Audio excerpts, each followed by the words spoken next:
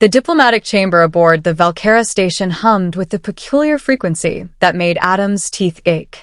He'd been standing in this crystalline room for 3 hours now, watching various alien delegations present their offerings to the Gentari Matriarch. Each gift had been more elaborate than the last. Quantum processors that bent space-time, biotechnological wonders that could reshape entire ecosystems, weapons that could crack moons. Adam clutched his small wooden box tighter. Cora, the Gentari translator assigned to him, noticed his nervous gesture. Her scales shimmered from deep purple to a worried blue. "Human Adam," she whispered in her melodic voice, "perhaps you should reconsider.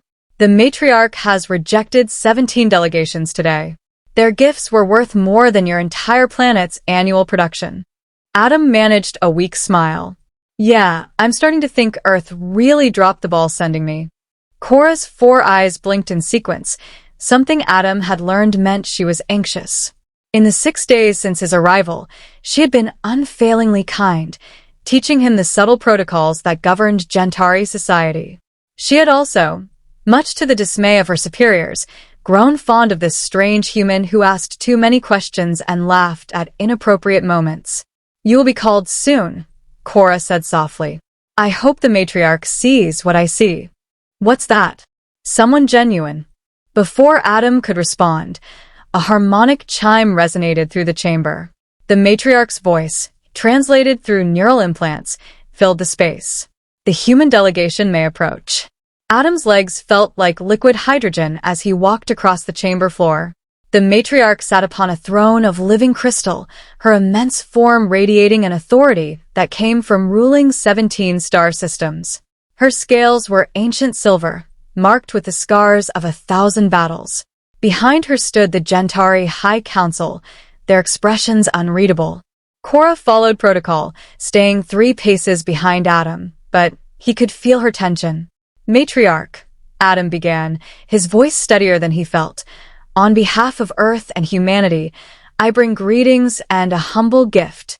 The matriarch's eyes, all 6 of them, fixed upon the wooden box in his hands. Several council members hissed, a sound of derision in Gentari culture. "A container," the matriarch observed, her voice like thunder wrapped in silk. "What technological marvel does it contain? What weapon? What bribe?" "None of those things, matriarch," Adam replied. He opened the box carefully. Inside, nestled in soft cloth, was a small plant. Its leaves were green and delicate, with tiny white flowers beginning to bloom. The scent of jasmine drifted through the recycled air of the station. The chamber fell absolutely silent. Adam lifted the plant, roots and all, still packed in earth soil. "This is jasmine," he explained. "It's just a flower. It doesn't do anything except grow and smell nice on Earth. My grandmother gave me a cutting from her garden before I left. She said that no matter how far we travel into space, we should remember that life itself is the greatest technology we'll ever possess." One of the council members laughed, a harsh barking sound. "The human mocks us with a weed." But the matriarch had gone completely still. Her scales rippled through a color Adam had never seen before, a pale luminescent silver that seemed to glow from within. Cora gasped behind him. "Matriarch?" Adam asked uncertainly. With movement surprisingly gentle for a being so large, the matriarch descended from her throne. She approached Adam slowly, and he realized with shock that she was trembling. Her massive clawed hands reached out, stopping just short of the plant. "May I?" she whispered. Adam had never heard such vulnerability in a voice before. "Of course." The matriarch took the jasmine with infinite care. She brought it close to her face, her scales shifting through dozens of colors. A single tear, viscous and silver, rolled down her cheek. "Matriarch, what's wrong?" Cora asked, breaking protocol in her concern. The matriarch's voice, when she spoke, was barely audible. 300 years ago, when the Gentari Empire was young, we had gardens. We had flowers. We had beauty for beauty's sake. She looked at Adam with eyes that suddenly seemed ancient and tired. Then came the wars, the expansion, the arms race. We won every battle, conquered every enemy, built an empire that spans the stars, and somewhere along the way, We forgot what flowers smelled like. She held the jasmine like it was made of neutron star material. We have not grown a single plant for aesthetic purposes in 3 centuries. Our world is metal and crystal and power. We have everything except this.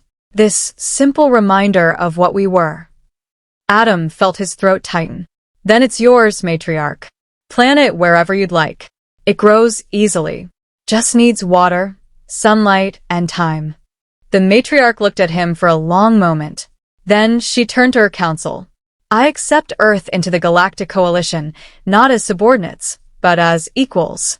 Not for their weapons or their resources, but for what they just reminded me we had lost.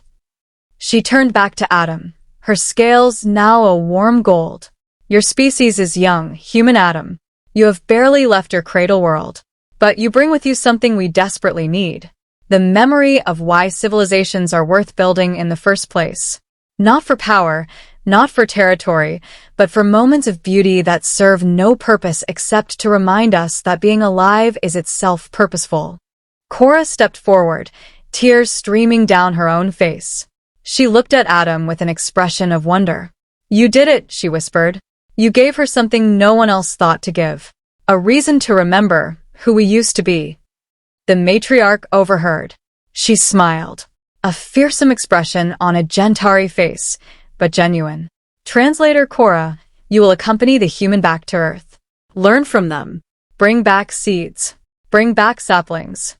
Bring back the knowledge of how to grow things that serve no purpose but joy. She looked once more at the jasmine in her hands.